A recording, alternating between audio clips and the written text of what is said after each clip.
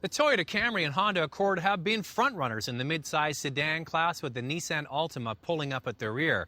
The American midsize cars have been on the sidelines, relegated to fleet sales and rental car companies. But Chevy has sent this newly redesigned 2008 Malibu onto the competitive playing field to tackle the best. Will it compete, or will it be sent packing?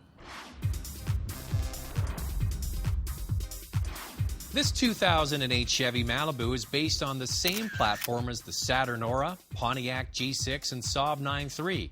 The Saturn was North American Car of the Year last year. This new Chevy Malibu takes the title this year. Bigger is better in this class. You might remember that the new Honda Accord is now classed as a full-size sedan in the U.S. This Malibu's big too. It's now wider, taller, and longer than the previous model. Kudos to General Motors for coming up with a great-looking sedan. The front is aggressive. This split grille will be making its way into other Chevy products. The long wheelbase, stylish wheels, long roof and short rear deck, Impala-inspired taillights along with classy touches of chrome give the Malibu a more expensive look. Wheel sizes range from 15 inches all the way up to 18 inches on this LTZ. The base Malibu is the LS, and you've got two LT trim levels available, the top-of-the-line LTZ and a hybrid. But for today's show, we're going to be focusing on the non-hybrid versions. The Malibu is offered with a 4-cylinder or V6. Even on the top LTZ model, a buyer can still get a 4-cylinder. This is something that Honda and Toyota have been doing for years, letting the buyer have all the luxury and toys, yet still running with an efficient 4-cylinder engine.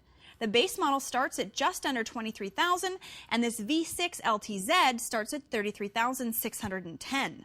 Not only is the Malibu well designed on the outside, you can tell that General Motors is getting serious about interior design too.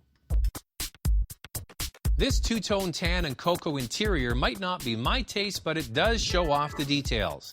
There's a twin cockpit style for the driver and passenger, with satin finish on the center console that is clean looking.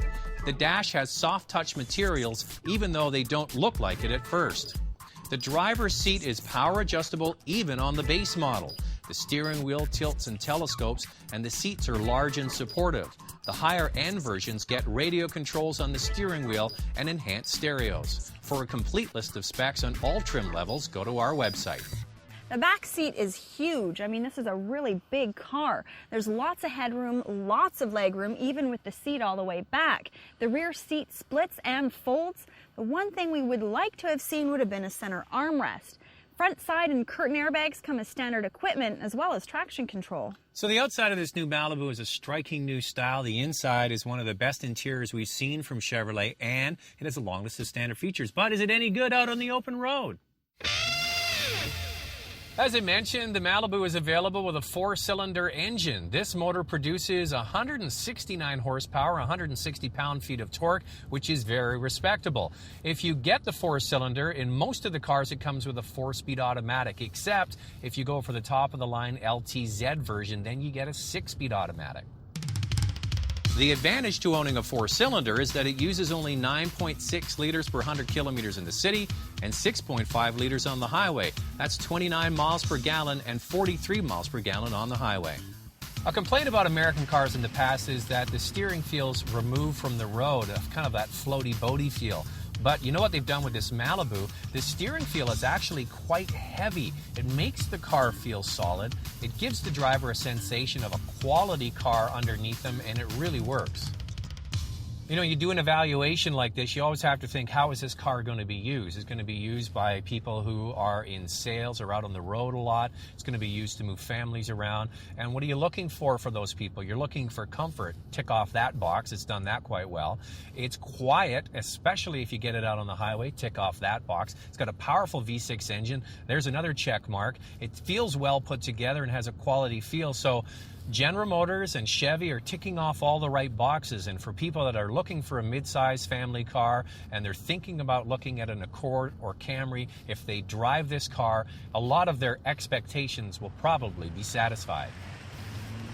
Zach mentioned the engine. It's the same 3.6-liter V6 as the Cadillac CTS. It's got 252 horsepower and the same amount of torque.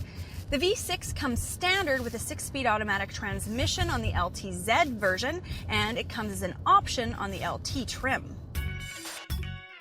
The 6-speed also gets you gear shifters on the steering wheel, the very same ones found on the Saturn Aura. Now, I didn't like them on that car, and I still don't like them on this car. The upshift selectors are small thumb-activated units that are not logically placed. The downshift paddles are behind the wheel. This should be the placement for shifting up and down. Last year, we drove the Saturn Aura, and we were really impressed with the comfortable ride. Recently, we had the Saab 9-3 and found it to be a great handling car. Both of those vehicles have the same platform as the Chevy Malibu.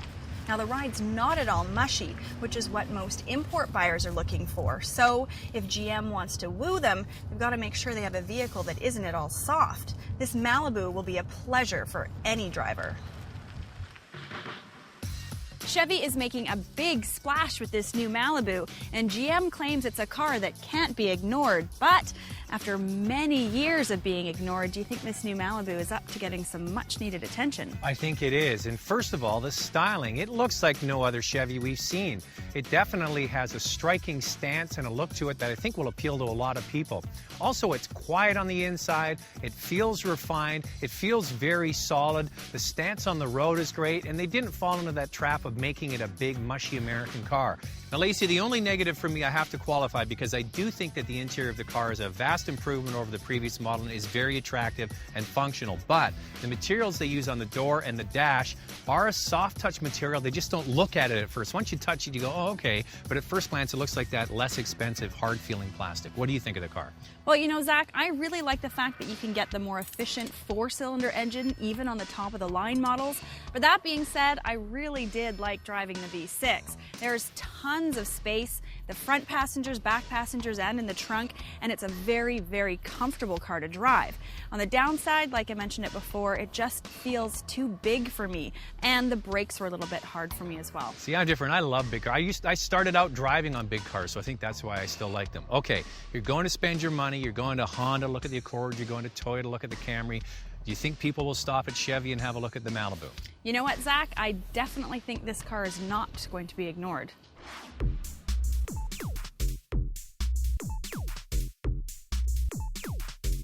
For complete specs, go to our website at drivingtelevision.com.